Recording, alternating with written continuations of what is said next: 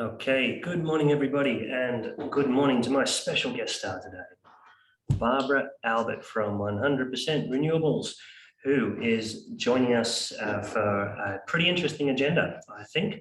What we're going to step through today, Barbara, we'll do a few introductions and the formalities and so forth, but it is a great honour for me and a great pleasure as well to introduce some work that 100% Renewables has been compiling over the last couple of months, building on the work of a few years now.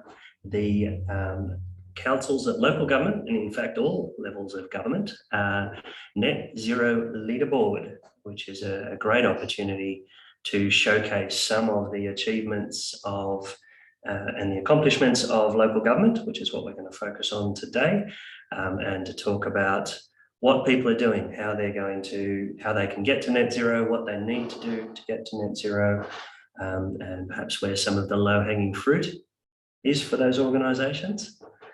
Barbara and I will try and talk for not more than 30 minutes. We'll try and constrain ourselves. We'll introduce a couple of gifts to you guys for your time and your attention today, some things, artifacts you can take with you, and then we'll move into a Q&A session. So I might, watching the numbers still grow, I think I'll start moving into the intros and the topic. As soon as I remember how to drive my computer. Great. Okay, let's start with acknowledgement of country, and it is in the spirit of reconciliation that Energy Action and 100% Renewables acknowledge the traditional custodians of country throughout Australia and their connections to land, sea and community. We pay our respect to their elders past and present and extend that respect to all Aboriginal and Torres Strait Islander peoples today. I'm here in Sydney on the lands of the Gadigal people of the Eora Nation.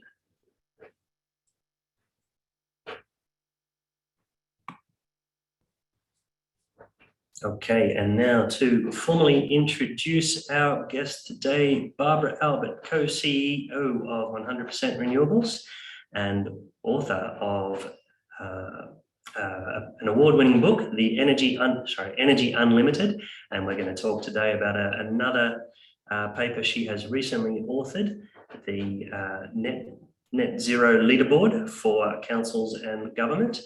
Barbara is the co-CEO of 100% Renewables, a consultancy which is specialised in developing net zero pathways for Australian organisations. She is a great promoter of the cause of net zero, a fantastic speaker, as you'll all discover today. And if you haven't already done so, please check out 100% Renewables blog, check out their YouTube channel, and check out Barbara's podcast as well. What a fantastic introduction. Thanks so much, Ed. And it's my great pleasure to introduce Edward. Ed has more than 2 decades of experience. He is very much experienced in all things energy. And he launched a reverse auction into the Australian marketplace in the year 2000. He's since built businesses and products in energy data management, efficiency, and renewable energy projects. Thank you very much, Barbara. And look, just a little bit more about Energy Action. I won't bore you with all this detail. I'll allow you guys to read it. But for those in our audience who aren't familiar with Energy Action and what we do, building on that reverse auction concept, which we piloted 20 years ago when we were a humble little .com business, we see our mission, and we always have, as making energy cheaper, more simple and cleaner for Australian businesses. That's what we're all about, and it's with great pleasure that we work closely with 100% Renewables to help organisations on their pathway to net zero.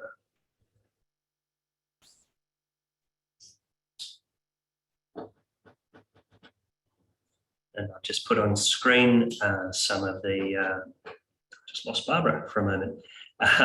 G'day, Barbara, welcome back. Put on screen the company bio of 100% Renewables.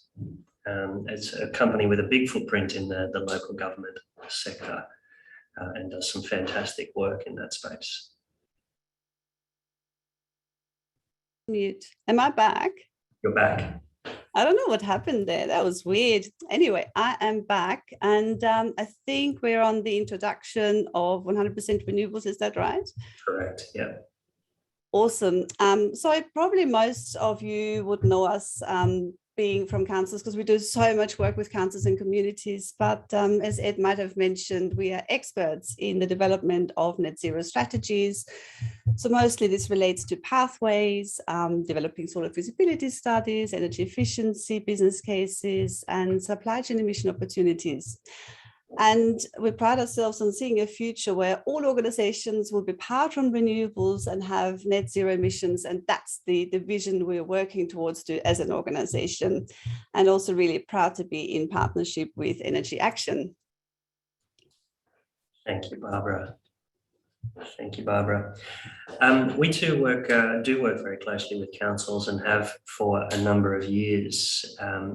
Just to, I guess, kick off this session and to frame the leaderboard, which we're about to work through, I guess, want to make the point, how important it is for local governments to be addressing climate change. Local governments really are on the front line of climate change.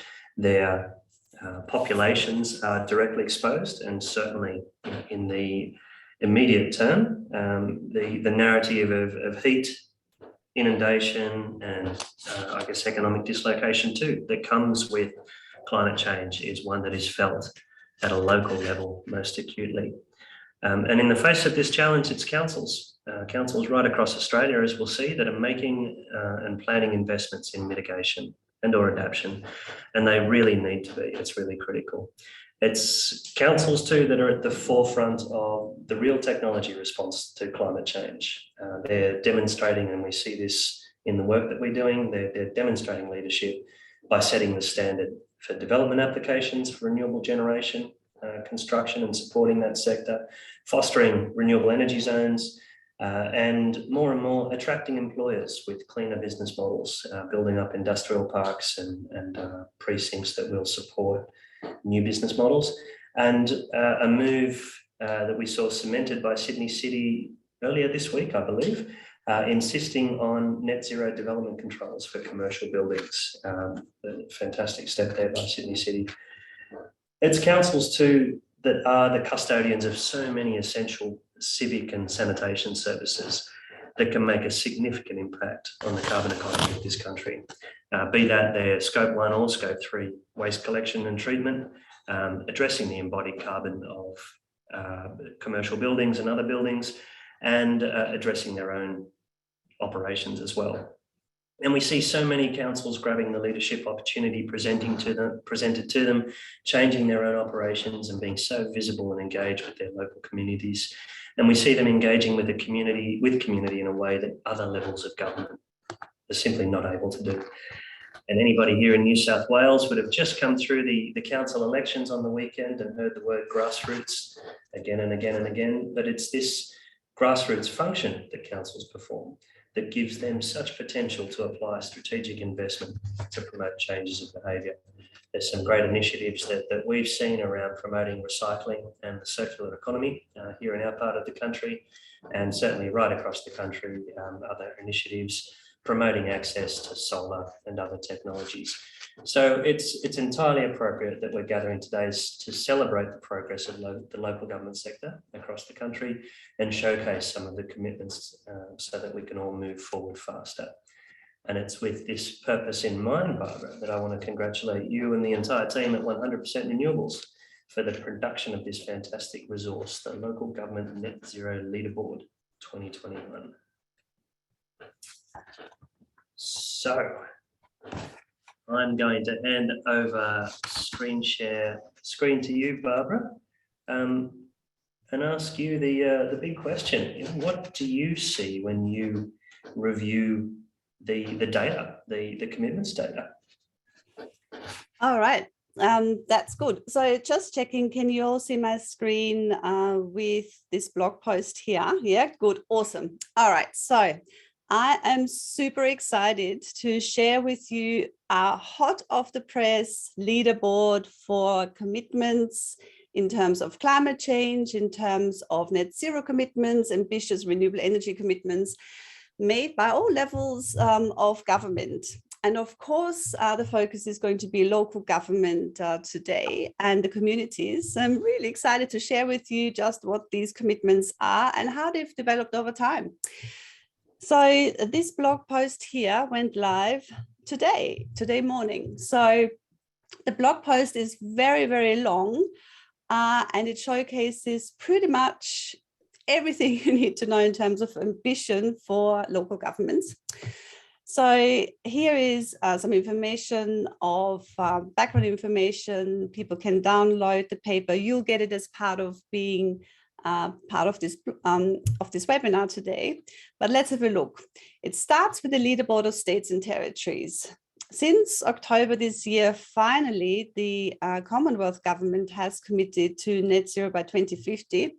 Came a bit late to the party because before, of course, every other state and territory had committed to net zero by 2050 already.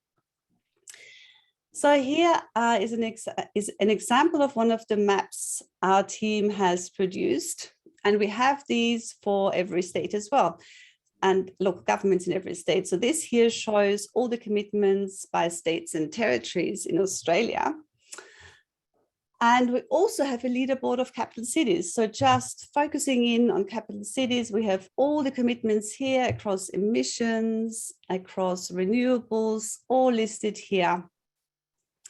Now, because we've got an audience of local governments, of course, the most interesting commitments are the ones of local governments that they've made for the operations, but also commitments that have been made on behalf of the community or by communities themselves. So I can tell you that out of 537 Australian local governments that we have, 114 have now made ambitious commitments. So this number covers 21% of all councils. And out of all the councils that we're listing here in this blog post, 90 councils have now committed to net zero emissions before 2050.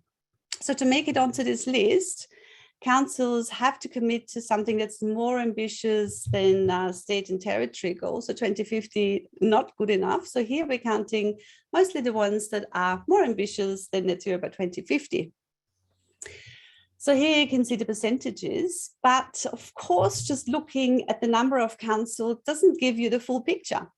So an even more important metric is to look at these commitments in terms of population that is covered.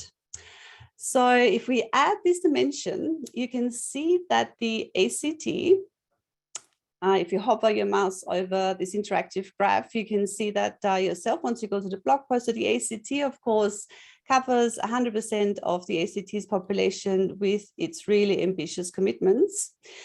This is followed by Victoria. You can see that the darker the blue, the more population is covered by ambitious commitments. So Victoria, 73% of all the population is covered by really ambitious targets, and also Queensland.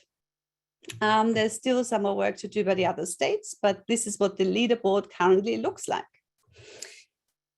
So a table describing the very same thing, but let's have a look how local government commitments have changed from 2017 to 2021. Now we've been officially tracking, I'm just going to make this a bit bigger. We've been officially tracking ambitious commitments since we developed the very first 100% renewable energy plan for Lismore Council, which we did in 2014, 2015. But we officially tracked it since 2017, which is when the timeline here starts. And you can see just how commitments have grown over time. So that's for council operations. And similarly, we have also tracked the commitments of communities. So communities themselves, but also councils on behalf of their communities. So exciting, it's an exciting development that both these numbers are growing and keep growing. So just this year, from December last year to today, we've had 50 additional councils that joined the list. So really excited about that. Right, Barbara, that's 50 councils in how long? In 12 months? Yes, that's right. It's a really rapid increase, isn't it? It is a rapid increase, but I think it's to do with the release of the most recent IPCC report that really drove in the message that we have to urgently reduce greenhouse gas emissions. And I think now Australia is ready. I was reflecting on this for another presentation I gave when I spoke about my story. It really has changed in the last 10 years. I think now there's so much more attention and people know that we have to do something about it because they can feel the impact, just like you described earlier, of climate change. It's happening. It's not some distant thing in the future. It's here already. Councils can feel it. They're doing something about it. They're so close to their communities and they're acting. So as you can see, sorry, I'm just going to chime in there too, Barbara, just to, I guess, violently agree with you, actually. We can see the same thing in the energy markets, and likewise, I've got that perspective over time where we've seen 15 years now of the climate wars, right, in politics, but that I guess there's a really strong awareness, stronger than anything I've ever seen, that it is the responsibility of individuals, of consumers, of businesses, of organisations like council, as well as government, to really drive the response to climate change. Absolutely true. It's all a cooperative effort. No single entity can do it by themselves, but we all have to act together to tackle this massive big problem that we are facing as a society. So here's the exciting leaderboard. So list of ambitious commitments by local governments. In the blog post, we've got this table here, which is currently restricted to 10 entries, but you can see a list of all the councils across the states, and we've divided them up into renewable energy commitments and carbon commitments. And if you scroll and you hit the next button, you can just see all the councils across Australia that have made ambitious commitments, and also what these commitments are, how they've phrased it, target dates, etc. So it's a fantastic resource, and in a PDF that will be sent to you after this webinar, you'll have the full list in a 44-page report that shows all these commitments. Wow. Can I just jump in there, Barbara? Again, I can see you're tracking renewable commitments and carbon neutral commitments. That's right. Do they represent different things to you? Yes, absolutely. So carbon commitments, which relate to greenhouse gas emissions. So it's a different angle as opposed to looking at just energy. So energy is a subset of your carbon footprint. But of course, it's hugely important to deal with the energy footprint, because even though it's classified as an indirect emission source, it's still very much under your control, and so much can be done about it. We've had announcements lately across all of Australia, really. Some have been officially announced, some haven't. But for instance, in Western Australia, I think more than 20 councils have now committed to 100% renewables. Wow. We're going to see a similar announcement for the Sydney region. And of course, there's the MREP project down in Victoria. So there's lots and lots of renewable energy commitments that are coming through, which are going to be announced very soon. So it's a big difference between the carbon footprint and the energy footprint. I've got examples later on, because for some regional councils, especially the ones that have landfill, big landfills, their carbon footprint is huge, firstly, but also half of their carbon footprint could be just from landfill emissions. So there's a big difference between carbon emissions and energy commitments, but really important to have a commitment for renewables, because that just really demonstrates leadership. You can't just set some aspirational target to be net zero by some target date. You have to have concrete plans, and your scope 2 emissions and electricity for street lighting are really important to shift those to renewables. So that's why we track both. Great. Thank you. Yeah. Looks like you're about to move into some of the demographic data that you've collected. Yeah, that's right. So here, probably most people that are in this webinar know these maps because these maps are being used by so many councils. So these maps just show exactly how many councils have committed to ambitious targets. And it used to be that we had the Sydney region here as well, but we just ran out of space. I knew this was going to happen. And this is the time that we had to split it. So in this iteration of our blog post, we're now splitting into regional and metro councils. So that's just Sydney, Greater Sydney, and that's New South Wales Metro. Similarly for Victoria, because there are so many commitments in Victoria and New South Wales, we split it into Victorian regionals and Victorian metro councils. Mm-hmm. And then, of course, heaps more commitments in Queensland, which is great to see, of course, concentration here in Southeast Queensland, covering a big part of Queensland's population, huge. South Australia, many more commitments, although South Australia is pretty good when it comes to renewables. They had coverage of 100% renewables through the production of, like from the solar farms, for instance. Lots of commitments by Western Australian councils, so many more as opposed to last year. And as I mentioned, big drive also to switch to renewables purchasing. Northern Territory and Tasmania. And we also have the list of ambitious commitments by communities. So similarly, very long table. Feel free to scroll through, but in the PDF, it's all listed. And then maps again of commitments by communities. Here are examples of New South Wales and Victoria. And even further down, if you keep scrolling, you'll also see all the memberships of councils. So for instance, councils that have declared a climate emergency, it's an important step to declare an emergency, climate emergency. It doesn't always get through with councillors, but a really important step to take. So a list of exactly, you have to scroll again, of how many councils have declared a climate emergencies, memberships of the CPP program, which is fantastic and can highly recommend it. And then it just continues with GCOM membership, etc., and C40 and ICLEI and Cities Race to Zero. Mm-hmm. And councils that are already carbon neutral and the climate active. 14. Yeah, so that here is just to show you the hot off the press leaderboard of councils.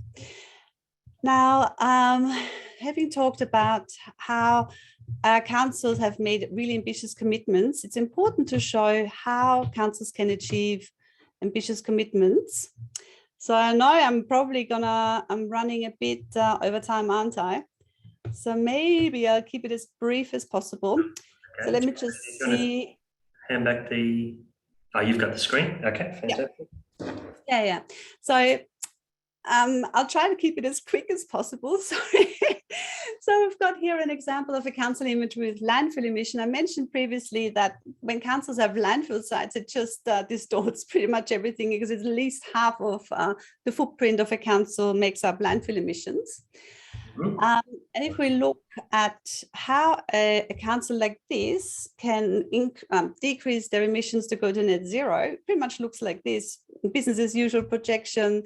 Luckily, the grid's getting greener, and there's lots of things they can do in terms of reducing their electricity consumption, changing their fleet to electric, working on the street lighting, very important renewable energy purchasing. Yeah, I think we saw on your pie chart it was about 6% of this type of council, right? A council with landfill. Yeah, in this particular case, yeah. It depends on how large the landfill is, really. So here we've got increased flaring and FOGO make up a big proportion, of course, because that's what this particular council has to do to get to net zero. And of course, at the end, it has to purchase. So FOGO, that's food and organics? Yes, that's right. Food and organics processing. Could also be waste to energy projects. Okay, yeah. So for this particular council, but looking at a metro council here, I've got another example of a climate active carbon footprint of a council. So that means that lots and lots of emission sources are entering the carbon footprint. Not all councils currently measure their full carbon footprint, so most tend to still focus on their innermost, scope 1 and scope 2 being fleet, being electricity consumption, but of course, and street lighting, but of course, there's so much in the scope 3s, there's travel, there's employee commute, there's all the goods and services that a council purchases. So if you do your full carbon footprint, this is what it could look like. And it's super easy to start with scope 2 emissions because you can be more energy efficient, you can put solar panels on your roof, and you can switch your supply to renewables. Yeah. Next up, then you would that, Barbara, that it can be super easy, or it can be really complicated. We'll draw that out a bit later on. Yeah. But my message is scope 2, start with the scope 2 abatement because it's within grasp. We have the solutions. For scope 1, if it's mostly fleet, solutions are emerging. Electric vehicles, reduction in fleet, lots of things that can be done and that councils are already working on. And then of course, scope 3 emissions, all in the value chain, that's going to be the next big area. So just to quickly finish off my part, because I know I'm going over time, because I always talk too much, as I mentioned at least to you earlier. So here we have the BAU emissions projection for a metro council. Grid decarbonisation helps with reducing emissions automatically. And then, yeah, fleet initiatives, switching from natural gas to electricity, upgrading HVAC, heating, ventilation, air conditioning, street lighting, change over to LED, huge impact. LED upgrades, solar on roofs and battery storage. And here, renewable energy purchasing, big changeover for this particular council in 23.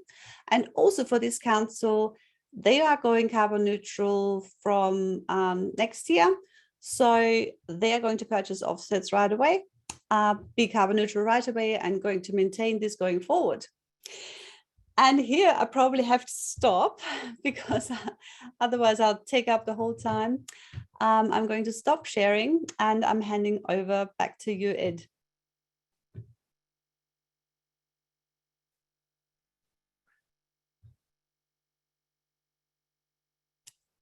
Have I still got you?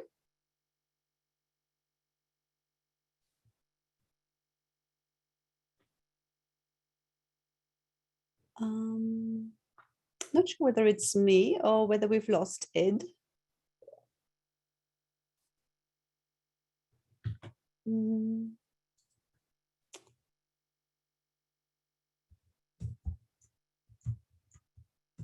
We can hear you, Barbara. That's good. Lost Ed. Okay. Now he's got the same problem that I had earlier because unexpectedly Zoom quit on me and then reconnected me. So what to do now? Let's see if I have Ed's presentation. Oh, he's back. Perfect timing, Ed. Looks like what happened to me earlier just happened to you.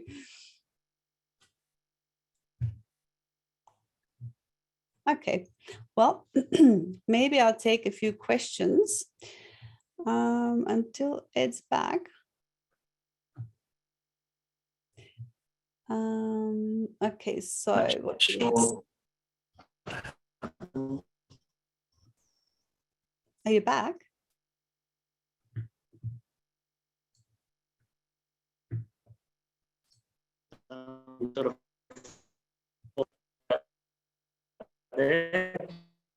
I'm back. Tell you what, just while I get my screen back up, let's address it. I've lost it, but the gist of it was, have you seen since the elections any councillors making new commitments towards renewable energy and carbon commitments? Okay, so after the elections, what has been the impact of the elections in New South Wales? So yeah, councillors and the makeup of a council have big impacts on targets, on ambition level, and the kind of money that's being made available to reduce emissions. So yes, the makeup of councillors is hugely important. And don't know about the most recent election because that's still, the results are coming through. But yes, I've had instances in the past where, for instance, a climate emergency declaration was made, which was then taken back, but it happens very, very rarely. So usually the steps are in the right direction, meaning that more commitments and more declarations are being made. But yes, of course, it occasionally happens with new councillors coming in. Yeah, right. Right. Okay. Thank you. Look, there's a couple other questions around the pathways and emission scope and so forth. But there's a couple of other things that we just wanted to draw out in the presentation. So we might see if we can leave those questions to the end and come back. Look, I just wanted to draw out that in both the scenarios that you presented there, scope 2 emissions, grid electricity usage plus and the street lighting, be that in scope 2 or in scope 3, is a significant contributor to emissions for councils. And it's something that councils can and indeed are moving on, as you've shown us through any discussion of the leaderboard there. One question that sort of comes up and around is from time to time is carbon neutral versus renewables. Do you have views on that, Barbara? Yes, I do. How councils should be thinking through their options there? Yeah, so there is a difference between carbon neutral energy and switching to renewables. So switching to renewables is probably the easy one to understand because you either self-generate from renewables, like putting solar panels on your roof, or you switch your supply of electricity to renewables, making sure that what you buy in terms of electricity comes from renewable sources. So from wind, from solar, from batteries. Whereas if you purchase carbon neutral electricity, the electricity will still come from fossil fuel power plants, but your retailer, for instance, would have offset the associated emissions by purchasing offsets.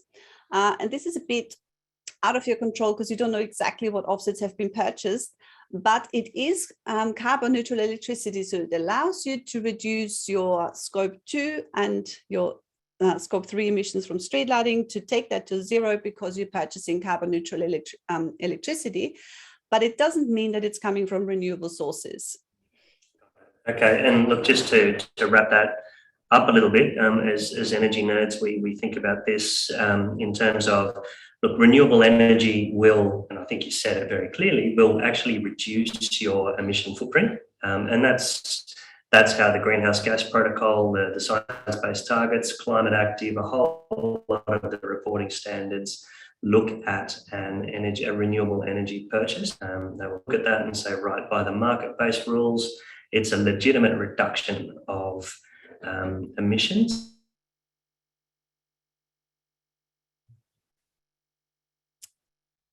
Direct reduction of your emissions. Did you ask a question? Because I think either it was my internet or yours. If there was a question, I missed it. Oh dear, no, I didn't ask a question. I was making a clear statement about renewables being a reduction and offsets being precisely that, an offset of emissions, not a reduction in emissions by the standards, the reporting standards. Right. And it's an important distinction if you do want credibility in your reporting and so forth. It's important if you want to follow the hierarchy of action prescribed by the Global Greenhouse Gas Protocol, etc. But once you've made that decision, well, look, the decision is still open, and we support some customers pursue carbon neutral energy, perhaps on a pathway towards renewable electricity. It does tend to be cheaper. And that perhaps is related to the liquidity of the market and the quality of the certificates underpinning it, as you alluded to earlier, Barbara. But then once our clients move into an appetite for renewable energy, there are a couple of different options which we just wanted to throw some light on today. One, and we're talking about energy purchases from the grid here. There's power purchase agreements, be it sleeved or direct, and there are a market standard which we promote out to energy buyers, which is the Renewable Energy Supply Agreement. Just to try and draw out some of that. Can you see my screen there okay, Barbara?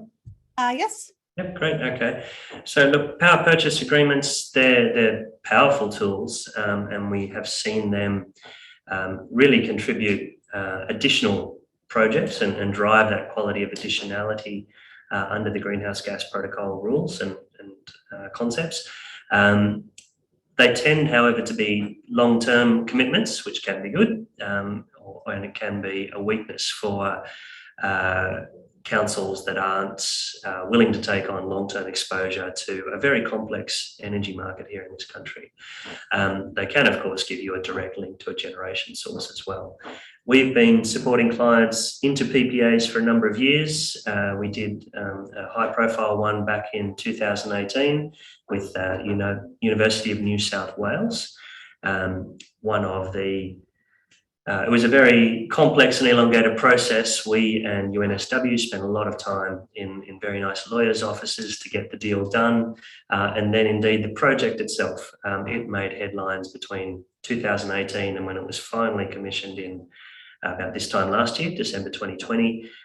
It struggled with funding for a little while. It's went up and down the risk radar for a while before it finally came good. And UNSW have got a great contract and they're very happy with it.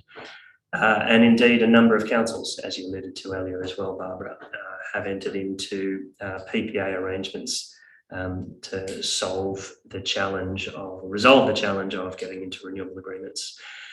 An alternative, as I mentioned, that we work hard with is the Renewable Energy Supply Agreement. It works a little differently. It's a much simpler piece of paper. It's written on standard energy supply agreements for councils and other energy buyers with the retailers that are active in the energy market and have been for a few decades now. And it's a firm price, both for energy and for the renewable certificates. What's really special, what we think is cool about the RESA is we've written provenance into that standard. And so it gives you the direct ties to a nominated generation source and a method for LGC surrender and reporting that, be that green power or other methods.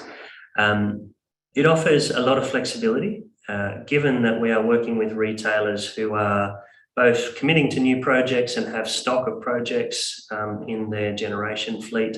We can work to very short timetables to secure firm prices, and we can secure firm prices for energy and renewables for 3 to 5 years through this process. We get a lot of competitive tension. We ran a process just recently, which we'll talk about in the next slide, where we had 5 retailers bidding for the right to supply a council, but we've had up to 8 retailers bidding on either existing or new generation stock. And we were been able to offer our buyers short lead times and move them very quickly to market at low costs for their energy. And then I guess the final point to draw out is that it does, relative to a corporate PPA, it is able to cut admin costs and take a whole lot of risk that a PPA puts on an energy buyer, place that on the energy retailers and move our energy buyers into energy contracts quickly. We're very proud. I'll just quickly grab the microphone or hold the microphone, Barbara, to talk about an event we conducted and a process we concluded last month for Byronshire Council. Byronshire sees their Scope 2 emissions as a significant contributor to their carbon footprint, and they've been working on them for a couple of years. We ran a process to secure them 100% renewable energy for their large sites as well as their small sites, and delivered them an overall reduction in their energy costs as well from the contracts they had in place. Some of the key things that I'd just like to draw out, as I mentioned, we had 5 bidders bidding for the right to supply, so lots of competitive tension to drive the market. Byronshire could not suffer long lead times. They have their own generation projects coming on board. They needed effectively a bridging contract for a few years. We were able to get them a contract last month, which will start in very early 2022 and run for a medium term for them. And we were able to offer Byronshire a lot of flexibility. There was not a lot of friction in doing the deal. It happened very quickly. the council elections in New South Wales became a factor. Our suppliers worked with them. We got the deal done, and the final contract was just secured in the wake of the elections. So the end result was a very high quality outcome. It was a firm price for electricity and renewable power certificates, with provenance on the source of the generation, great price, and I think we were able to show them great care through the process as well. With the clock, the pressure of the clock on me, I'll just talk quickly too about that RESA model itself is adaptable, as indeed are PPAs, to buying groups, and we do work with buying groups in the RESA space, and we do on carbon neutral electricity as well. The slide I've put up is just showcasing some work we did for a group of strata owners across Sydney very recently. They didn't have the strong driver across their exec committees for renewable energy at this point, but there was a strong appetite for putting a line in the sand and showing some sort of gesture to the residents and stakeholders of their buildings. So carbon neutral electricity, again, which we were able to deliver through to that group very conveniently and very cheaply, was a really good outcome for that group as well.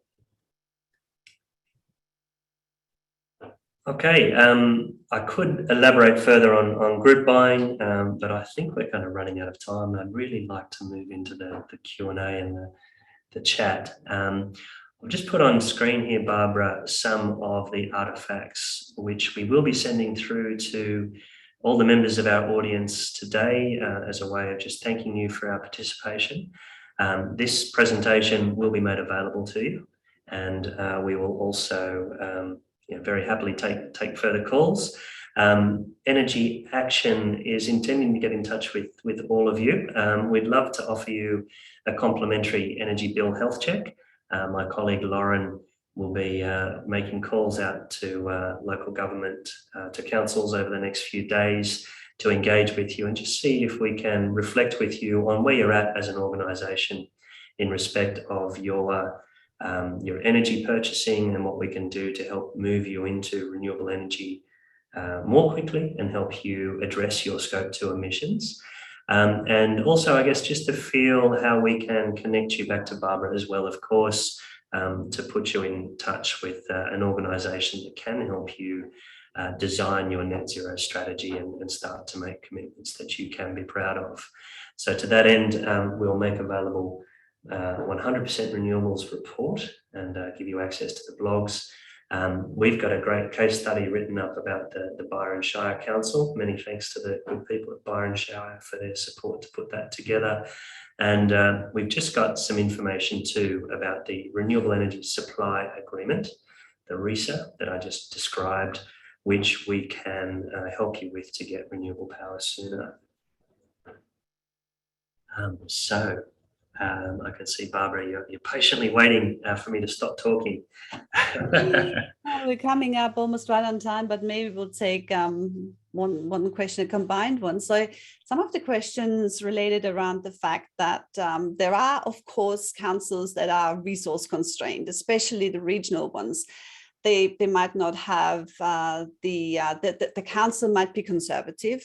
They might not have human resources to develop a plan and to implement all those projects, and they might not have the money to do so. So what should these regional councils do that are resource constrained? Can they still do something, even though they might not have ambitious targets? And the answer is yes, of course. And Mohammed, you summarize it fairly well here. So it's energy efficiency measures, it's solar PV on roofs. These all come with a financial business case. So it doesn't necessarily just have to tick the box of climate action because it just stands on its own 2 feet. It's cost effective in most cases. It just should be done. And so it's easy from a council law perspective just to push that through and just to get going with that anyway. And then, of course, for those resource constrained councils, grants. So of course, the grants opportunities come up all the time. If you have projects that are shovel ready, if you've got the business cases ready to go for the grant application, that's a really fantastic way for councils to harness those opportunities. And to become a member of the Cities Power Partnership, because you'll get access to all sorts of resources. They do a fantastic job at marketing, and they can help you with bringing your stakeholders on board, be it ELT or MANEX, or be it the councillors. So certainly there's help there as well. And I think I'll stop talking because it's now 46. You let me know when I take another question, but pretty much we're on time. Yeah, great. Okay. Well, look, there is one more question here, Barbara, which I'm interested in, the embodied emissions, a question from Trevor about construction, concrete, steel, soil removal, etc. Do you cover that scope in your studies of emissions boundaries? So look, this is an emerging area when it comes to construction and embodied emissions, at least for councils. Of course, it has always been on the radar for developers. But looking at it from the perspective of councils, the most important thing in terms of construction that a council focuses on is roads. So my recommendation is always definitely include the asphalt, the cement that's going into road construction, because it's core council business. But an emerging field is taking care of embodied emissions in new assets construction, new civic centre, new library, whatever it is. Of course, there are embodied emissions in building that, but only a few councils, very few councils are currently looking at that. But that's not to say that it's not an emerging field. So more and more councils are thinking of how can we include that, and they might start with just looking at expenditure initially and to translate that into emissions. But of course, as this area matures more, they are going to look at quantities of materials, which then requires a cooperation with your suppliers, because you need to get a bill of quantity and to translate that into emissions. So it's an emerging field, really exciting. It is starting to happen. It is, yeah, that's right. And look, we're doing a whole lot of data collection for organisations, particularly developers and construction companies who are tackling this in buildings. There's a path to go, I think, to ensure that the data collection methods accurately reflect what's happening, but people are on that path and we're on the journey with them. Yeah. So look, I think we've hit time, we're over time. Thank you very much, Barbara, and congratulations not only to 100% Renewables, but to the entire local government sector on really driving some fantastic change and showing other levels of government and the rest of Australia how it's done and how it can be done. And we're very grateful. Grateful to you, Barbara, for collating this fantastic report. Many thanks to everybody for participating and joining with us today. And if you do need help to get on that net zero journey, please reach out to Energy Action or 100% Renewables. Thank you. Thanks for having me, Ed.